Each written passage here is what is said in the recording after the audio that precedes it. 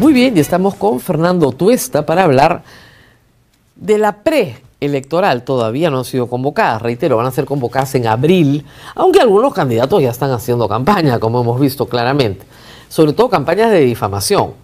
Estamos con Fernando Tuesta, gracias por estar con nosotros. Gracias a ti, Rosa María, por la invitación. Y anoche revisaba el registro de organizaciones políticas, no puede revisar cualquiera, hay una web, entren ustedes, y la verdad es que el panorama es aterrador.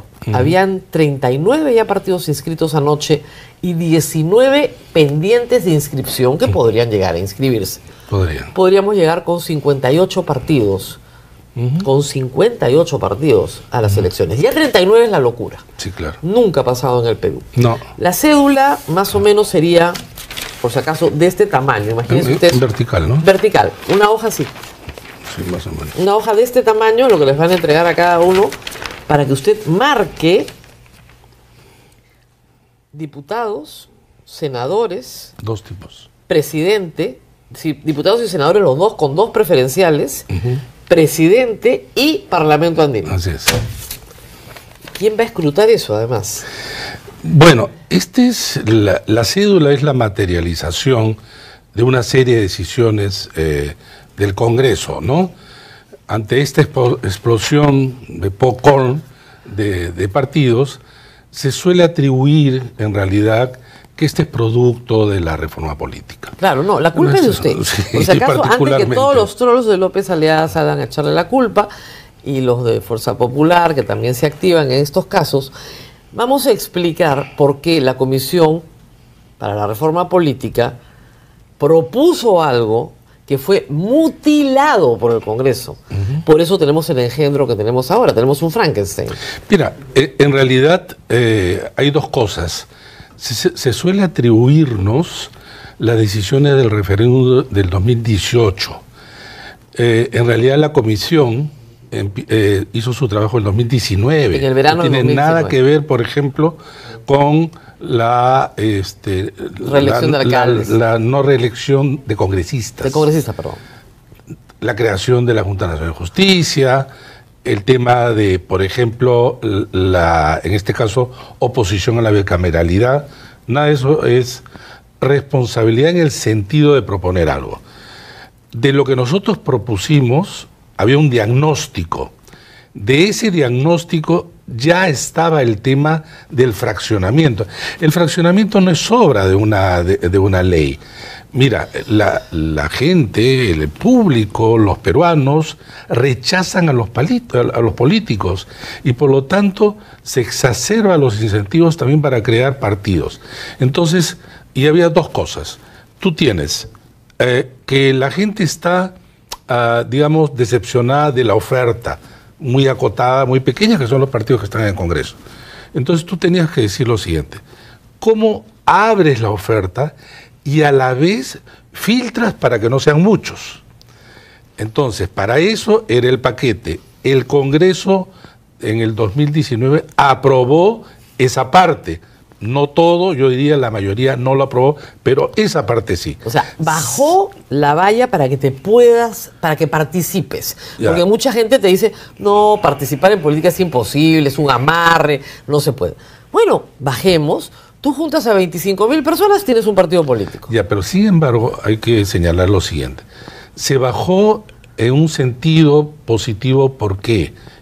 ¿Qué significó bajar? En realidad, eliminar las firmas de adherentes. Exactamente. Que en el Perú llegaban a 750.000 firmas, que no existe en ninguna parte del mundo y que ningún partido en el Perú lo puede lograr, ni siquiera 100.000. Eran fábricas de falsificación. Eran fábricas de falsificación. Combatimos eso porque hay un mercado de corrupción de venta de firmas.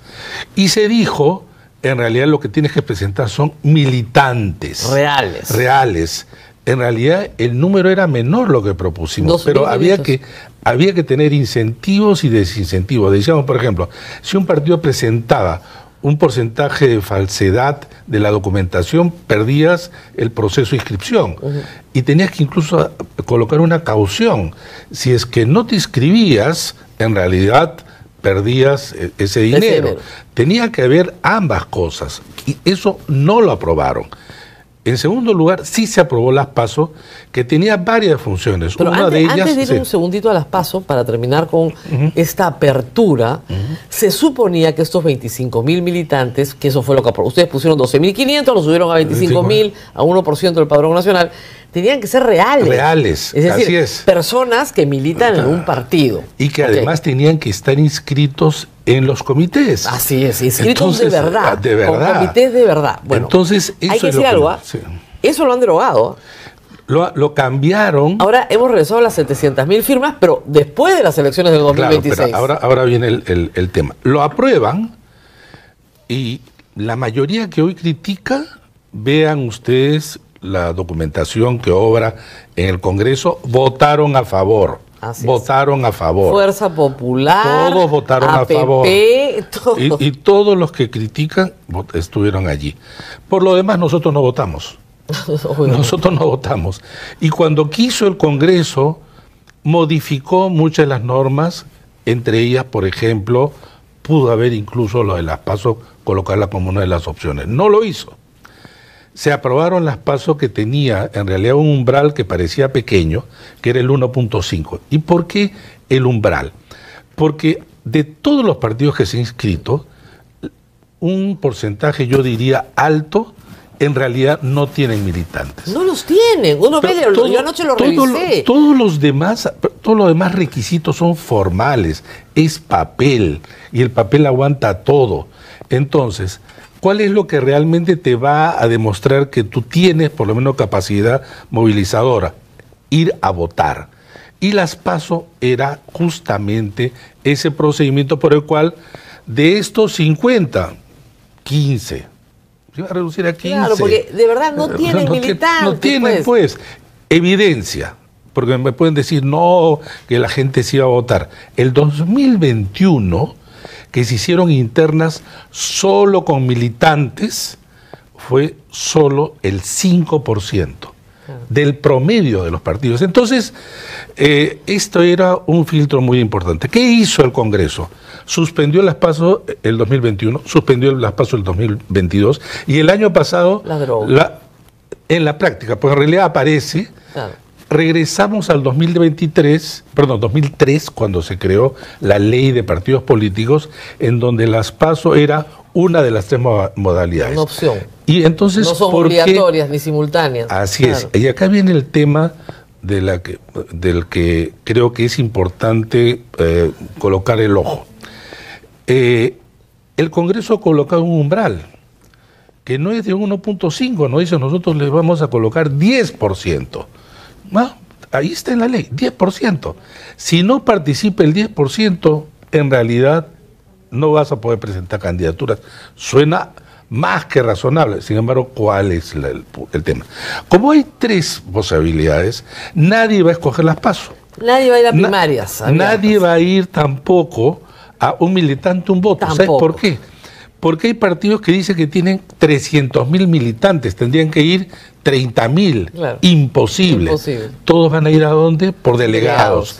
Ahora, ¿cuál es la trampita de los delegados? Que es el 10% de los delegados. Claro. Entonces, si tienes 10 delegados, si va uno, ya estás. El 2021, Rosa María, el partido que más delegados trajo a Lima para la convención asamblea fue el FREPAP con 110. ¿Cuánto es el 10% de 110? 11. Digamos que todos 11.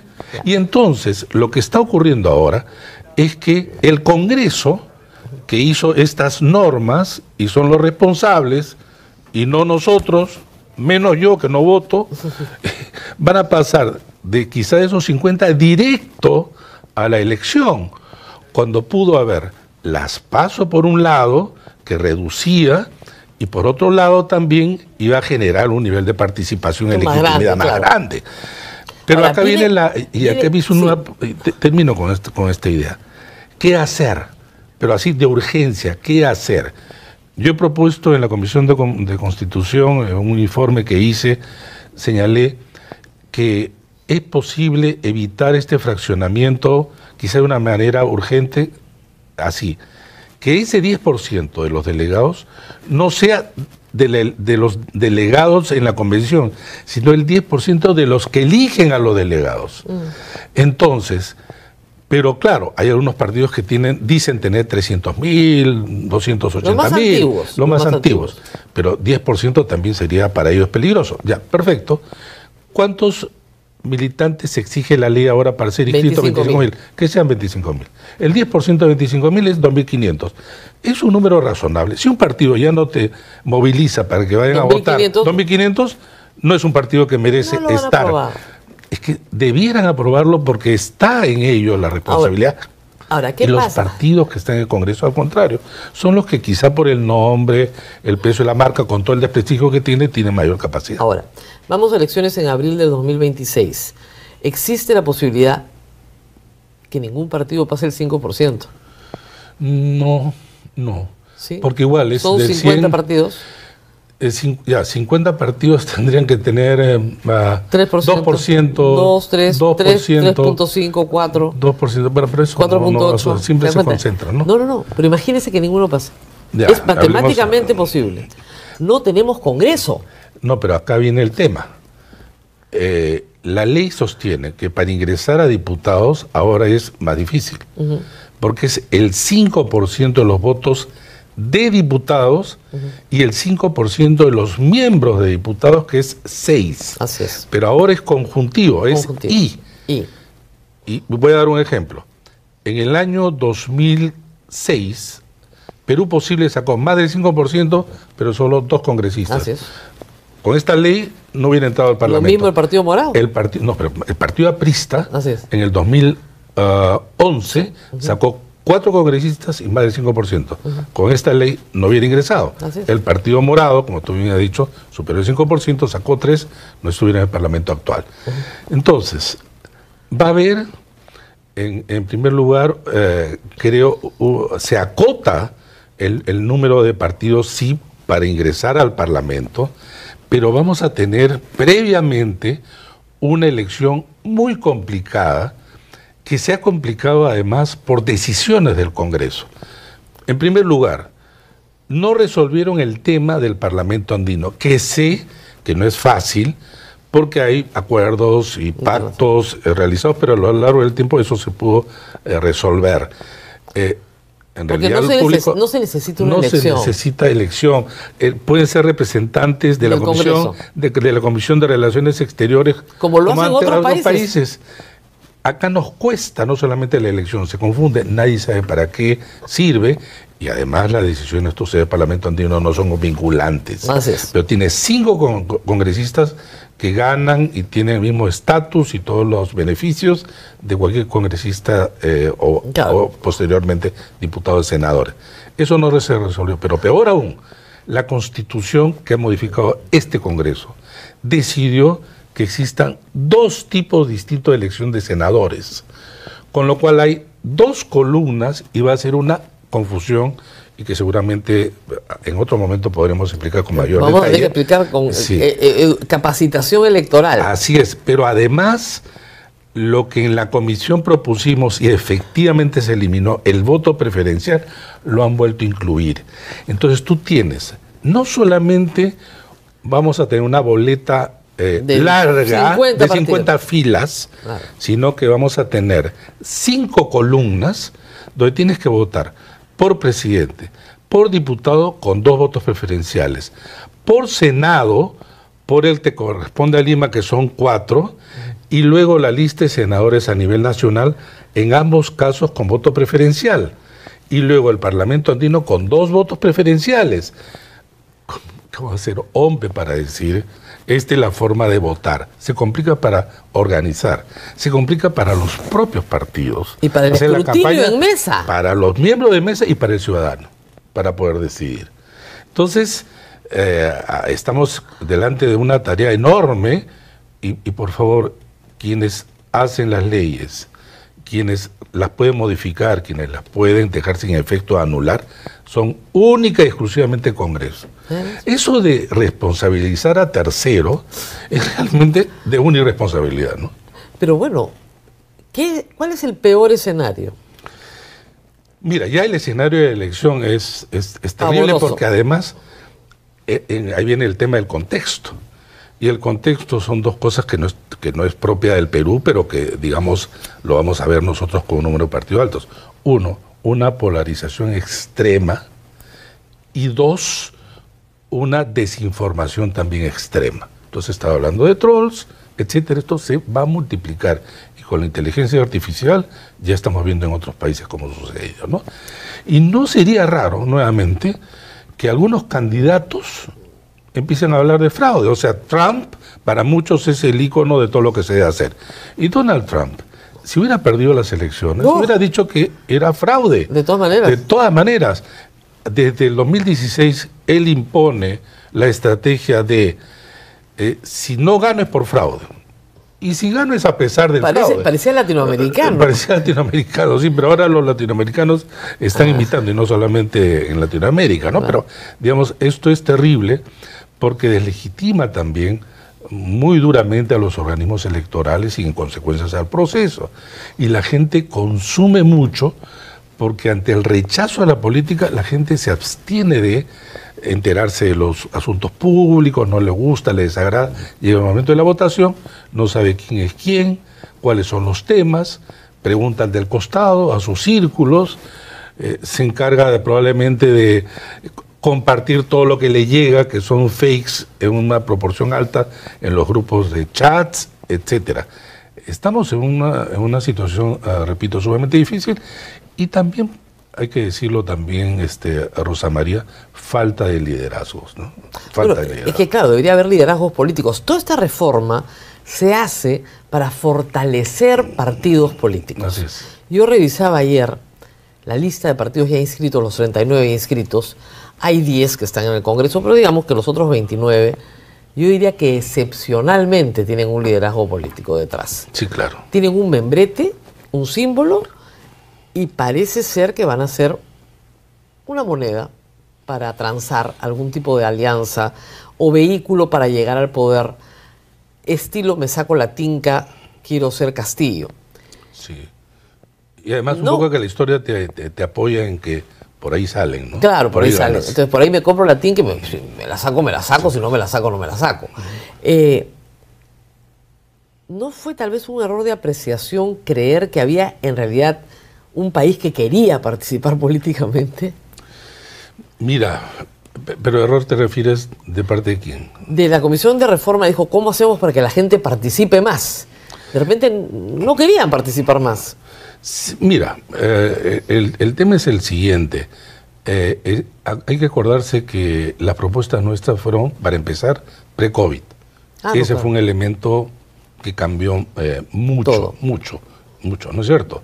En segundo lugar, esto se hizo de cara a las elecciones del 21 y por lo tanto no se planteó todo lo que se hubiera querido porque el tiempo era relativamente corto.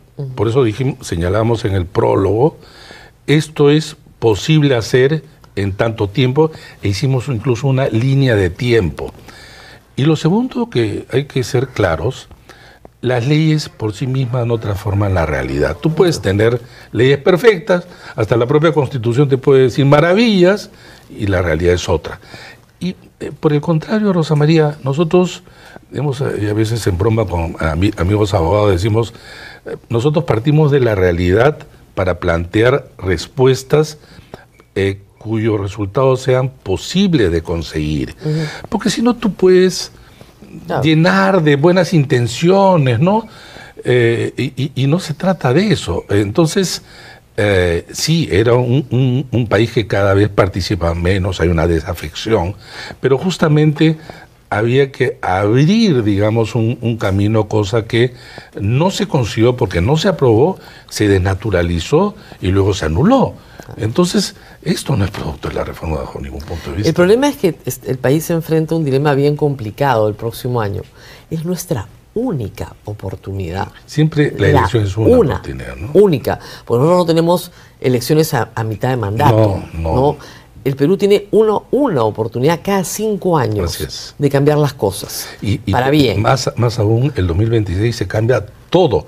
Porque en la segunda parte del año están las elecciones regionales y municipales. Entonces tenemos una sola oportunidad. Nada más. No hay otra. No nos van a dar otra. No. Ni el Congreso, ni la presidencia, ni el que salga. No. Nos dan esa única y exclusiva oportunidad. Pero, ¿vamos a tener un proceso limpio? Mira, los partidos y los políticos ahora usan todos los recursos con tal de ganar. Se ha perdido esta suerte de pacto no escrito para empezar, respetar los resultados, para empezar, digamos, siempre las campañas electorales son duras, polarizantes en sí mismas, pero había ciertos niveles, ¿no? Ya se perdieron. Yo creo que el ciclo que empezamos en el 2016 ha llevado a un deterioro cada vez mayor. Pero como tú bien dices, la elección siempre es una oportunidad y también está en nuestras manos. Pero es la única oportunidad. La única, porque efectivamente después del 2026 no hay elecciones sino hasta el 30 de regionales y municipales y el 31 de presidenciales y generales, ¿no? O sea, es un año única clave. Oportunidad. No hay otra. No hay. Pronto no. El país se juega la vida en esto. Así es. Muy bien, muchísimas gracias. No, gracias a ti. A Fernando Tuesta, que ha tenido la amabilidad de venir a vernos el día de su cumpleaños. Así que estamos muy agradecidos. Gracias a ti. Muy bien.